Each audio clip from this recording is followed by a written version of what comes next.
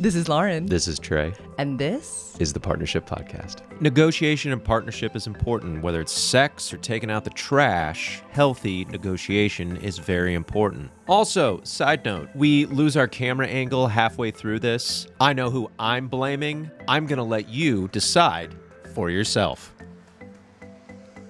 I'm editing that out. Season 2 starts with that. It starts with a boom. Good morning. Good morning, baby. Welcome back in the chairs. Happy season 2. Happy season 2. So much has changed. Like what? Like nothing.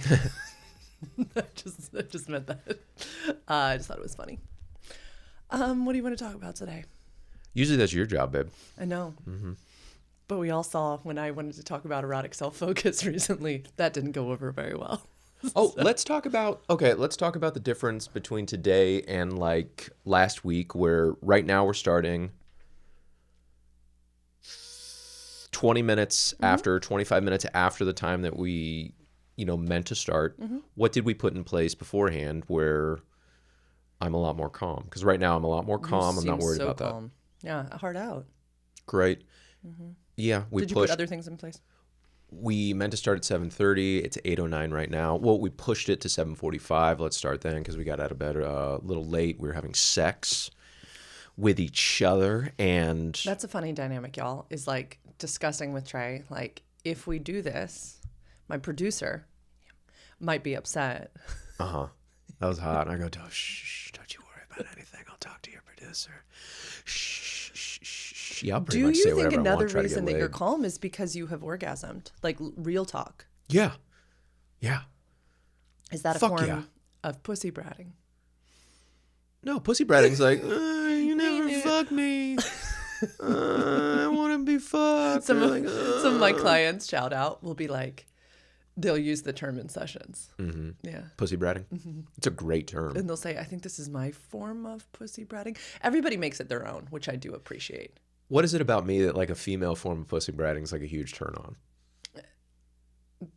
Like begging for, not begging. Begging's the wrong word. Yeah, but like, well, dick begging. Let's not assume that everybody needs dick. That it's so one of your female clients. That's not cool, babe. I thought you meant. That's not cool, honey. I thought. Go you ahead. meant It's sex ed for you if you want to complain about my wife. So inclusive here. I just meant. I meant with us. I meant with us. Anyway, back to. That's hot. You think? And then it's like, no, I don't have time right now. Do you think our bodies connected? Busy schedule, do we need to work that into our Wednesday morning schedule? A fucking? Like to have sex? Did you say a fucking? A fucking, yeah. Like a reckoning? Yeah, like a conjuring. Very witchy. Do you think it helps? Sex in the morning? What's your tingle time? That's like episode 2. Okay, my tingle time is in the morning. Tingle time, oh gentle audience, if you're not familiar with that, is like your ideal kind of time of day that you are your most randiest. My tingle time is in the morning. I am a stereotypical morning boner guy. And then Lauren's tingle time is at night, at the end of her day. She'll paw and she'll like, stick an ass, and like the pelvis will start moving up and down under the comforter. Or I'll just straight climb on top of you. Sometimes she'll straight climb on top of me, and sometimes I'll go, because my tingle time is not at night. No.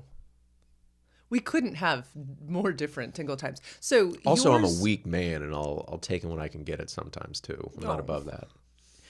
What's fascinating about your tingle time is that is right in line with like science. So testosterone is fascinating, and the hormonal cycle of a person with a penis. Yeah, it's 24-hour cycle, and you have the largest amounts of testosterone like first thing in the morning. So it's just very normal to crave sex, to want sex right off. And orgasm, yeah. Okay, cool, because like your body recovers at night, and okay, great. No, it's a very healthy, normal time to want some of that good. Even if it's not a very normal, healthy time, that's when I'm horniest. Trey's like, doesn't need to be normal. Yeah.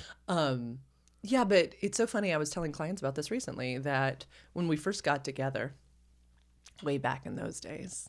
5 years ago. October 2019. Oh, it's almost our anniversary of getting engaged. Sweet times. February 9th, 2021? 2022? 2022. Anyway, way back in the day, I remember having to discuss with you that I felt badly if I got out of bed and we had not had sex. And you had to say to me, oh, no, no, no, no, no. Like it is not your job to do that. And that was an unlearning that I had to do because I had been in such a sexless relationship for the longest time that once I was in a relationship where I was wanted, I was afraid of rejecting you. And then all these narratives that had been programmed into my head since I was a little person of if you don't give the man sex, he's going to go get it somewhere else. How has that gotten better? It's not even a thing I worry about anymore. Like, how is it, for the sake of filling up time for the pot? It's such a good one. Y'all, we're starting off Hold on, strong. let me just, what's in my mind?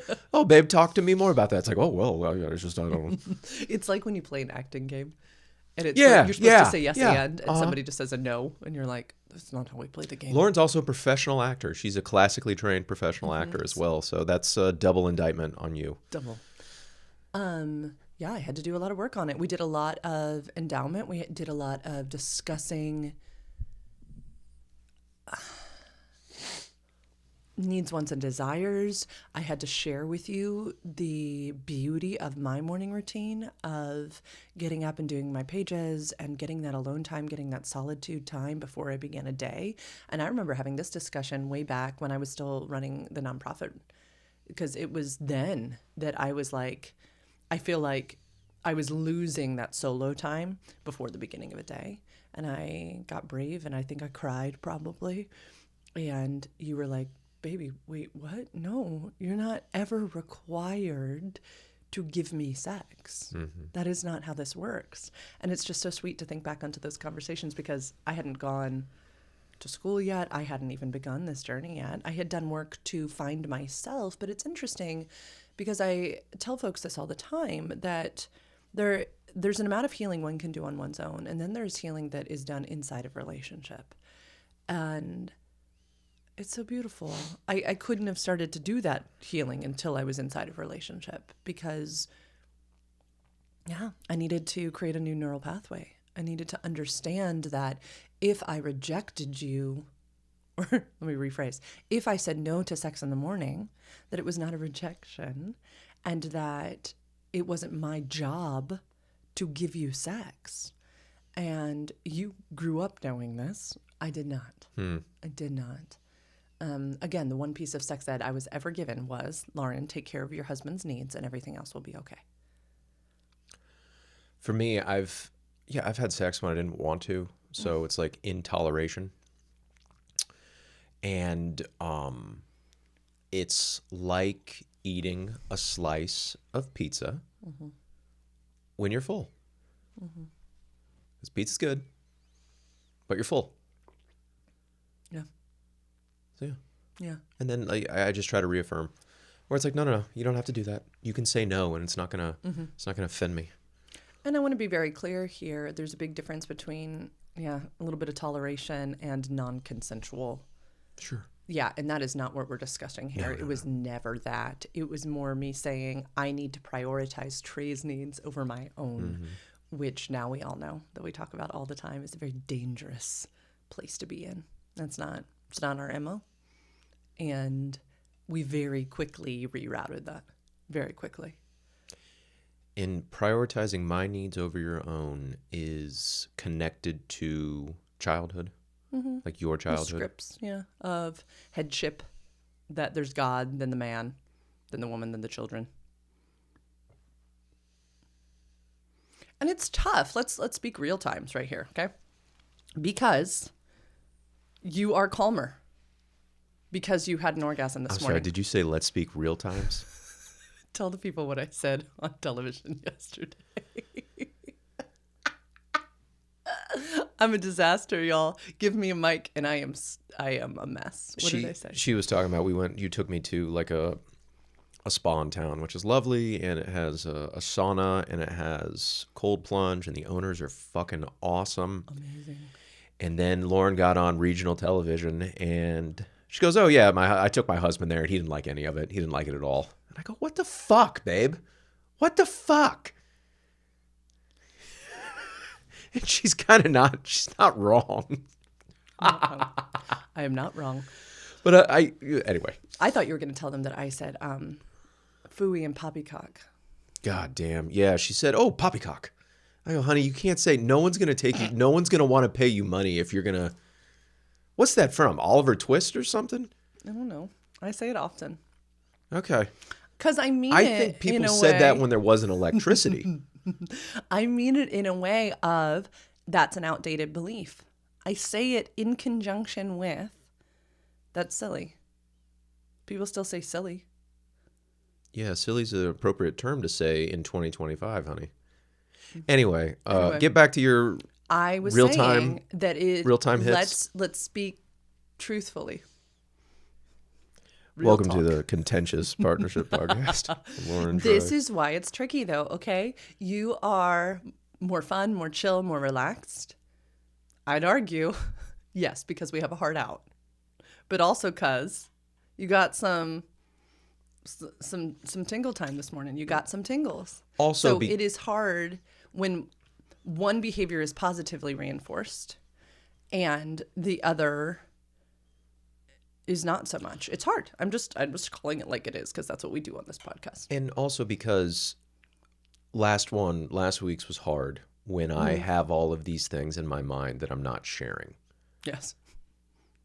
And it decreases the enjoyment for me and for you. And that's not, there needs to be a solution. So yeah. Yeah. I don't want to be that.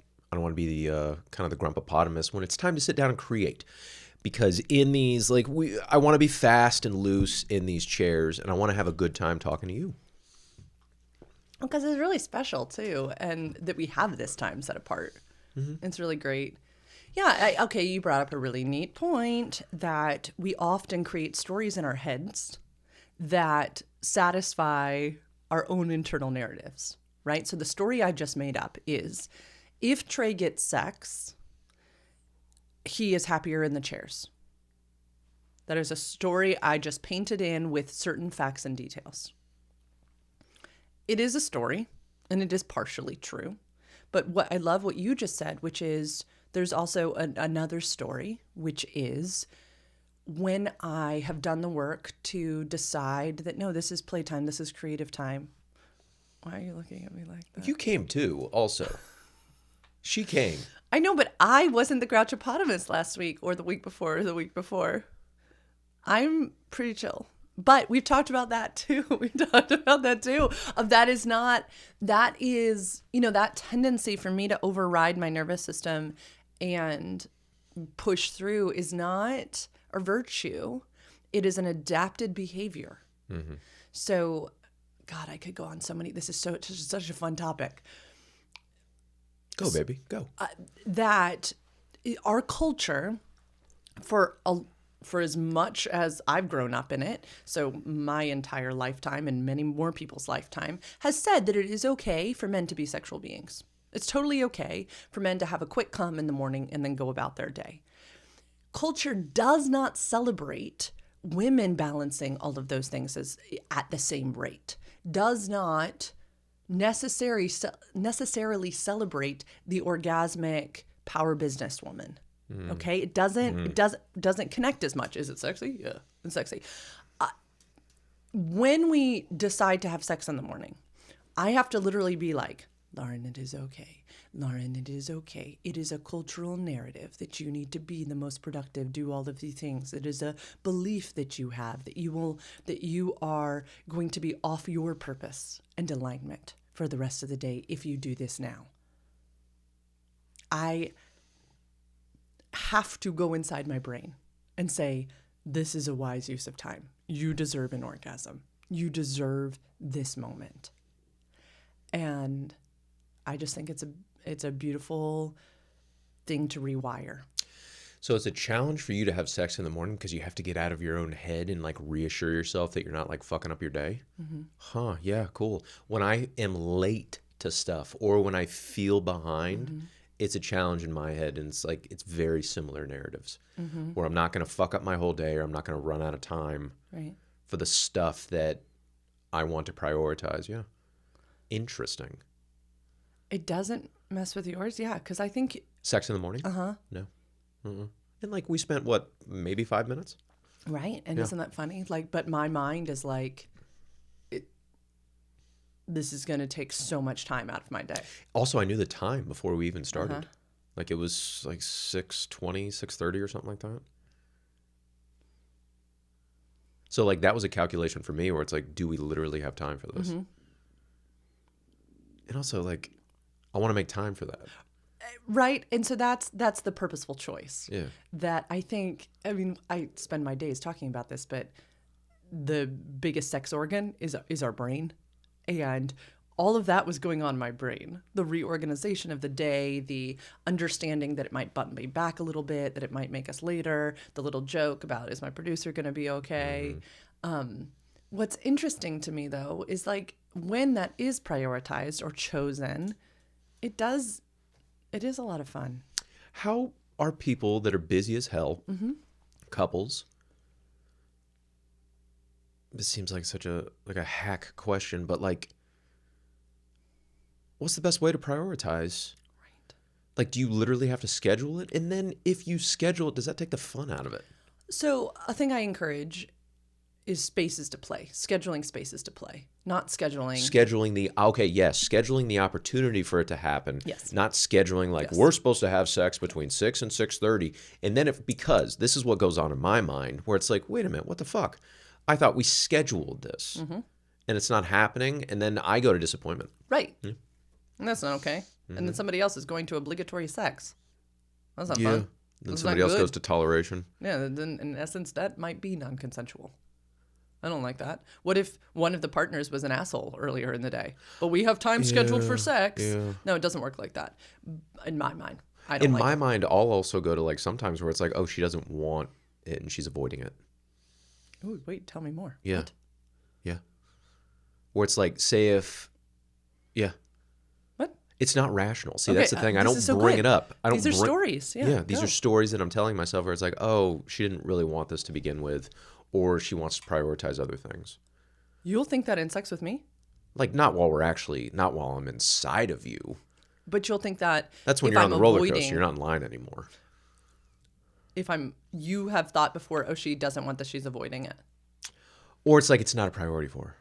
Do tell. Yeah. Please tell. That's What? I mean, that's it. That's the story. Okay. Does that feel hurtful? Yes, but I have to remind myself it's like that's not what's actually going on. And how do you do that? I just go inside and I go like, well, it's like reassurance of like be patient. Or it's like also she's a busy woman and yeah, so it's I go inside and I go, all of those things that I'm telling myself, like those are all like calculated kind of things that Lauren would have to be doing in order to avoid. And it's like, oh, she's not doing that. So I just have to, not have to, I reassure myself that that's a story that you're telling yourself and it's coming from a place of like insecurity. I love that. A question I'll ask people who sit before me in my office, couples, or on a Zoom screen is, does that align with the character of the person that's sitting beside you? That's a great question. Yeah. Does that story line up? And also, look like, and turn and look at that person. and Does then, like, is that them? Where else are you avoidant in life? And it's like, that's not the... You don't avoid things. Yeah. Usually those stories don't line up with the character of the person in front of us, which is so cool. Sternberg's entire research went into this. Love is a story of that many of us have a narrative that we determined before we even got into partnership with someone, and that we just like plug and play. We just took this person and we were like, boop, put you in my story. And we'll all do it. We are all, I set a timer, you're fine. We are all... guilty is the wrong word, prone to do it, because we are storytelling creatures. We thrive on it. We thrive on anticipating the ending. We thrive on protecting ourselves, on surviving, on these like primal instincts of wanting to belong, of wanting to be attached to the other person. And it is wild how quickly our brains go to, how can I keep them, right? And am I still safe here? And how do I know she wants me? And how do I know I'm secure in this space? And so we'll make up our own stories. My mind quickly goes to like, how am I being not valued? Mm-hmm. How am I being like manipulated? Hmm. Yeah, my mind goes there quickly. So quickly. Because of? My work usually has to do with work. Or, Like my past, like my working career. Not really relationships, but work. And then and then also I need to point it back at myself where it's like when have I reflected like not valued and manipulation? It's it's growing up with my mother. Because as a teenager and like a child, I was a little fucking terror. In order to avoid conflict, punishment, getting yelled at, getting screamed at. yes. Yeah. I would lie. I would exaggerate. Yeah. In order to stay safe, which is wild, Huh. right? Like the true safety-seeking behaviors that young people choose, which may seem wild to us now, right? Is in essence to remain more securely attached, is to remain under the roof, is to remain not screamed at, not abused, not threatened. Mm-hmm. And so fascinatingly, we will still try to use those adaptive behaviors, or we are convinced that someone else is using them on us. Yeah. Convinced because we used them at one time. Yeah, I can go to that quickly. I'm convinced this. Yeah. Mm-hmm. Yeah. Isn't it? It's just, It's not good. but how cool is it to turn towards those behaviors with kindness, curiosity, compassion, and to go, oh, I'm doing that. I'm doing that. And notice it so that then we can decide whether or not we want to continue using that behavior. In essence, that's me in the mornings, right? Of if I don't get out of bed, do this, do this, do this, do this, I am not working hard enough. I am being lazy. I am not accomplishing, not achieving, I'm a failure.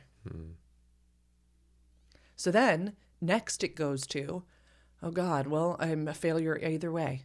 Either I fail my work or I fail my husband. And then I have to go, whoa, hold up, girl. Like those are all stories. What if this pleasure is for you too? Like you said. I mean, you had to go, well, babe, you orgasmed too.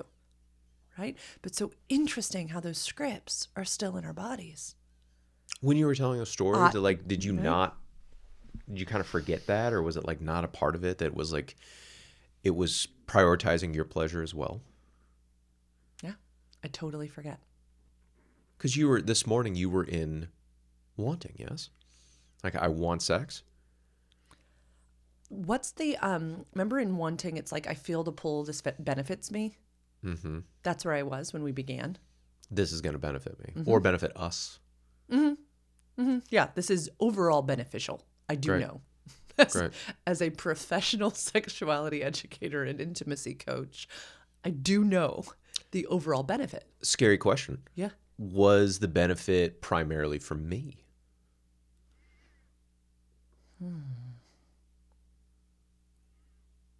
Oh, good question.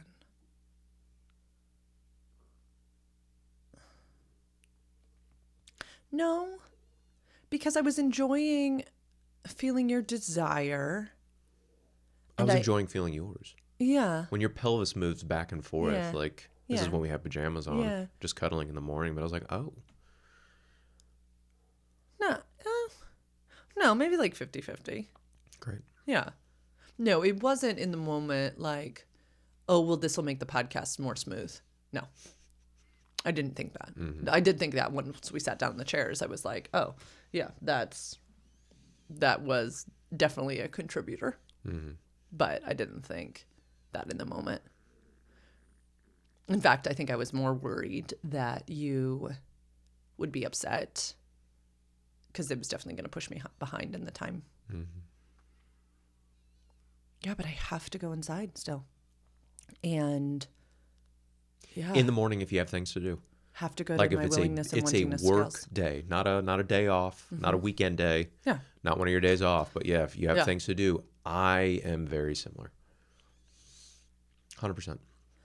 I think, we know this, and audience members who've been with us for a long time know this, but for the sake, if you just found us today, you should know that the average person with a penis can orgasm in 2.5 to 3 minutes in a partnered sexual encounter.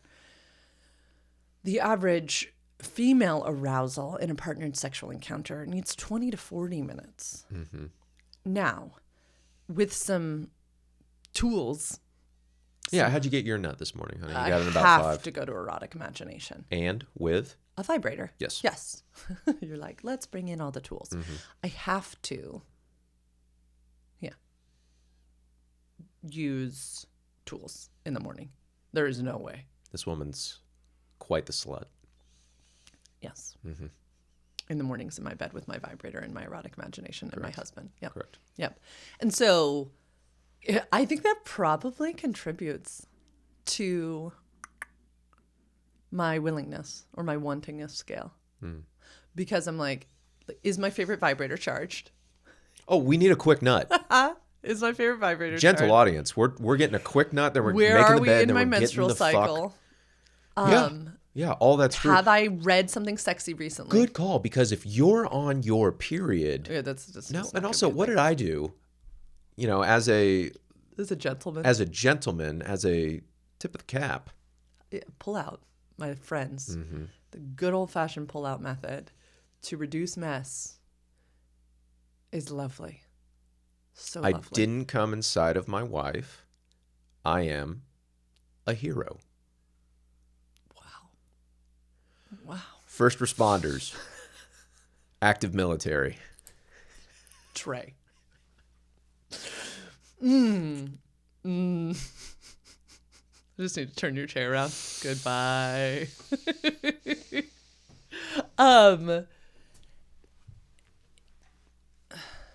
Yeah. It matters.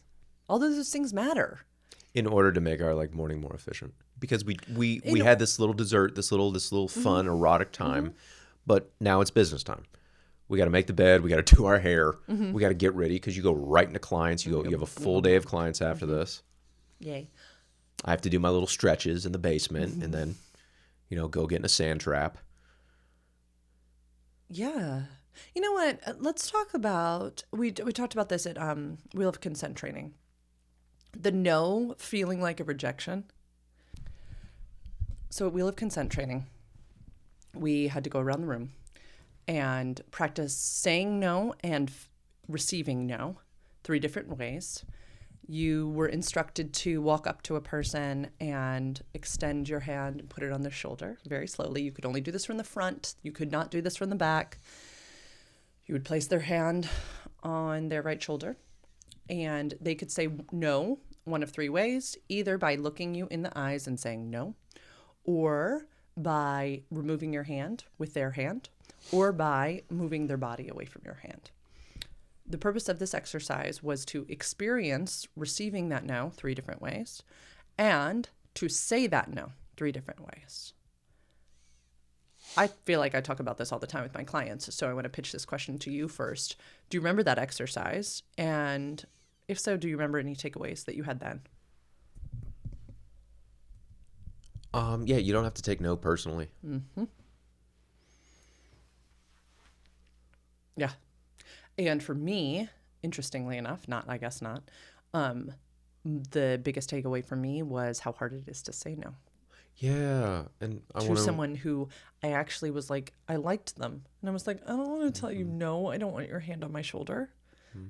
But I need to, right? And so again, all of those stories going through our minds. I mean, this was just an exercise. We needed to do this, and I still felt bad. Yeah, because pleasing others and prioritizing others, it's it can be very beneficial in life for a lot of different reasons. And then unfortunately, if that's the priority over days, months, years, it's hard to kind of prioritize oneself. And then, like you said, it's hard to eventually start saying no. And then nasty people take advantage of that. Or selfish people, yeah. Yeah. I think it's fascinating, and it's come up a lot this past week, how it plays out in partnerships. When one person is more comfortable with the no than the other person. And yeah, we literally talked about it just last week with a couple, and that, yeah, the no feels like rejection. And so we worked on that willingness and wantingness scale. Willingness is when it's for them, wanting is when it's for you. And it's okay to negotiate our way to a comfy place for everybody, right? So this morning, I was not, when we first engaged in penetrative intercourse, a hell yes. I was I feel the pull. Mm-hmm. There was a fun negotiation. Mm-hmm. You climbed on top of me. We kind of, yeah. Yeah, and I thought that's what it was going to be, was like a good snuggle, a good like grind our pelvises against each other in my pajamas. Which it totally, were you comfortable saying like, great, that's it? Yeah. Great, yeah, me too. Yeah. Yeah. I thought that's what it was going to be. And we're really big inside of our partnership on this idea that we don't conflate touch and sex. Mm-hmm. So that I wasn't leading you on by climbing on top of you. Mm-hmm. I was 100%, it was sensual behavior, but there was no obligation. That's pussy bratting. If I were to go like, yeah, or like, you can do that. Yeah, I thought we were, yeah, that's pussy bratting. Yeah. No, but you said, you were, can I say what you said? Sure. You were like, honey, are we getting up? Or are you going to pull down your pajama pants? Yep. That was the PG-13 related. She's got baggy pajama pants too, and then like, what happened? There's like a bleach stain on something. On them on the booty. It looks really, like some acid wash jeans. It's really weird. They're really expensive pajamas, so I didn't throw them away.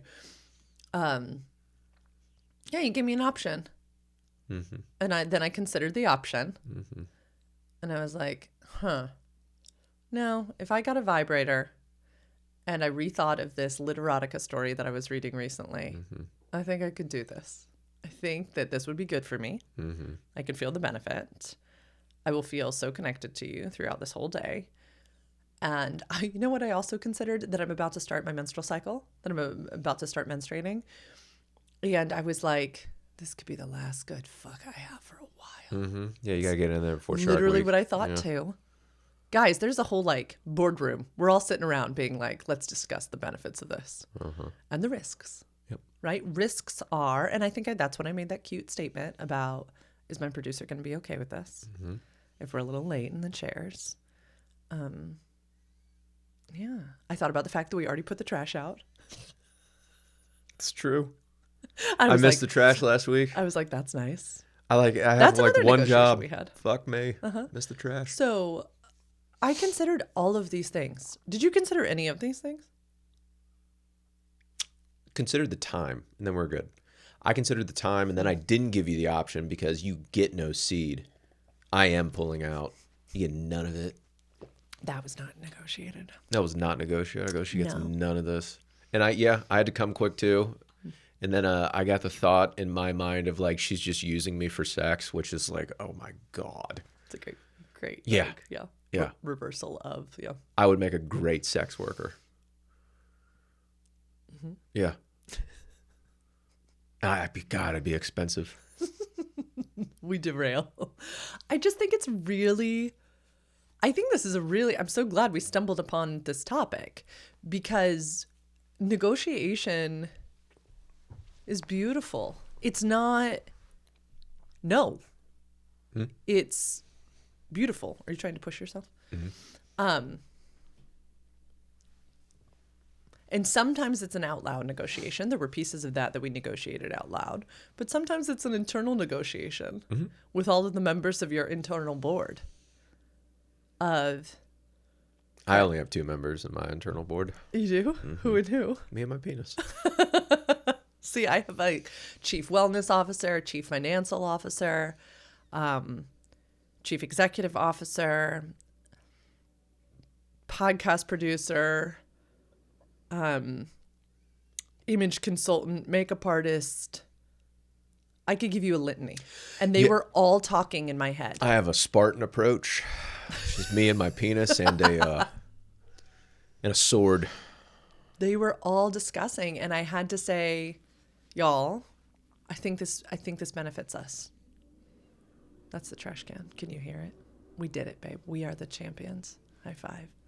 Talk about that negotiation, because we didn't talk about that on camera. Oh, okay. This is Wednesday morning, and sometimes the trash comes at 8:30 in the morning. Sometimes it comes at 11:30. So I have to do it first thing in the morning. So it's like, okay, new rule, the trash cans, because we park on the curb. So trash cans go on the grass right next to the curb Tuesday night. And then Lauren's like, why can't we put them in the street? I'm like, babe, there's too many people that park on the street. That's going to be a huge inconvenience, because like part of my non-negotiable thing is like, I don't want to inconvenience anyone. I don't want anybody to have to go around my trash cans. And she's like, we just did it. We did it when we were kids. We were like, when we were during our family, like we put them out. And I go, okay, well that was 30 years ago. Okay.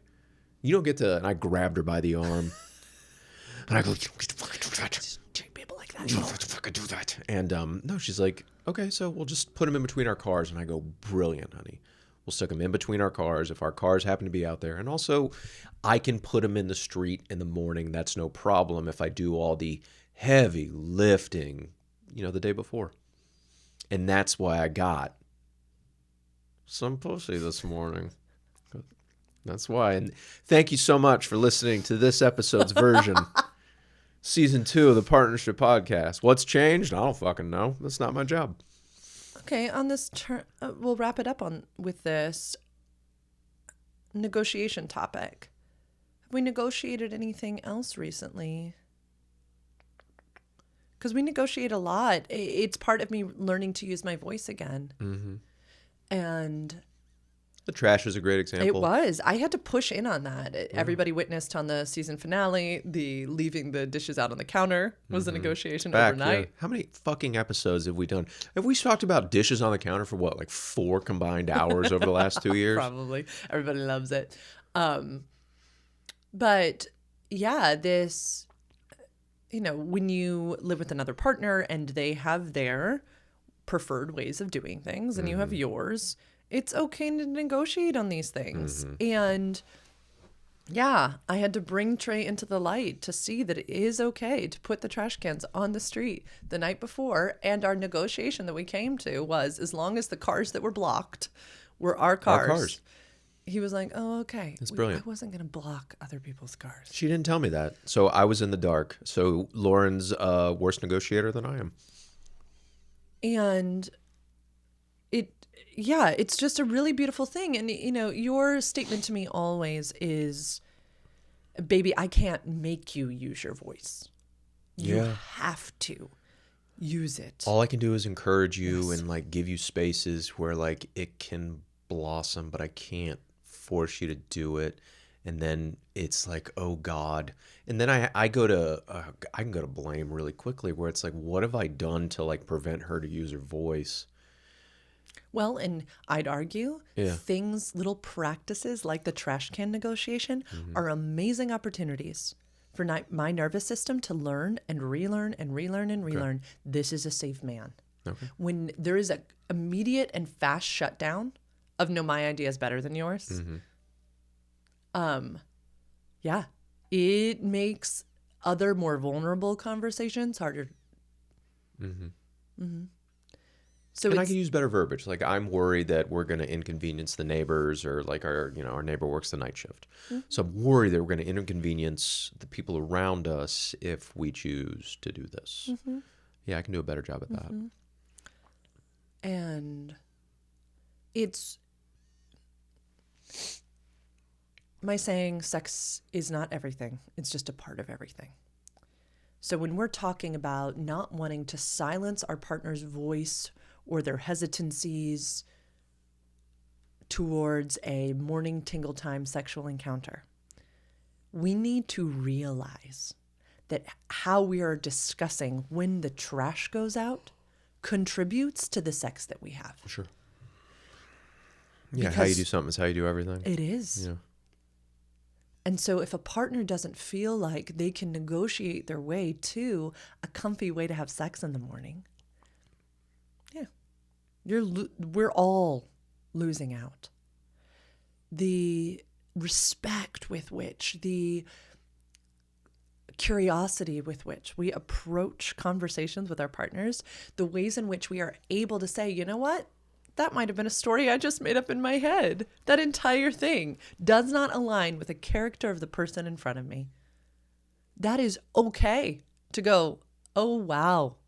I just completely put you, plop, in the role of a character in a story in my head. It's not you. Not you. It most likely is from our families of origin. It's most likely our mother or our father or some teacher in our lives or a way a sibling treated us. Most often can tie back to that. And when we can do that, we start to develop these patterns of communication that 100% benefit our sexual encounters with one another. When we understand that no could be not right now, or not that, but this, or, ooh, I feel the pull, tell me more, or I'm curious, can I have some more information? Or, yes, but only this long. When we realize that there's so much space for communication and negotiation, most often we can get to a place that's juicy for all parties. Dr. Betty Martin says that consent is an agreement reached between two or more parties, right? Which makes it so clear that we're all putting our greatest wants on the table. We're all sharing requests or offers. And it's so much more fun than one party feeling like they are obligated to provide something to another, or that one party's, perspective is better or more right. It's not. There's so much room for curious collaboration and communication inside a partnership. I'm even thinking for those who are viewing this podcast, you've noticed that the background keeps changing and our angles keep changing. And we mentioned this a couple episodes ago, but that's what I want to do until we get it so juicy and so right. And we don't have a whole producing team or a production team who's doing this behind the scenes. We're doing it on our own, and I'm okay with that. And yeah, it's changed a little bit every week until we find the right thing, but I like it. Thanks, babe. This is a fun conversation. Thanks for coming to this episode of the Partnership Podcast. Reminder, these are our opinions and our opinions only. Please take what you like, leave the rest. You have a right to self-determination and informed decision making. If you want to work with someone on these tools for communication, on not judging your partner's character, on having better sex, go to sexedforyou.com/free consult and fill out that form. And I would love to chat with you about the work that I do, how I work with individuals and couples and partnerships and thruples and parents. And hear more about the obstacles that you are looking to overcome. Have a great rest of your day. Bye-bye. Yay.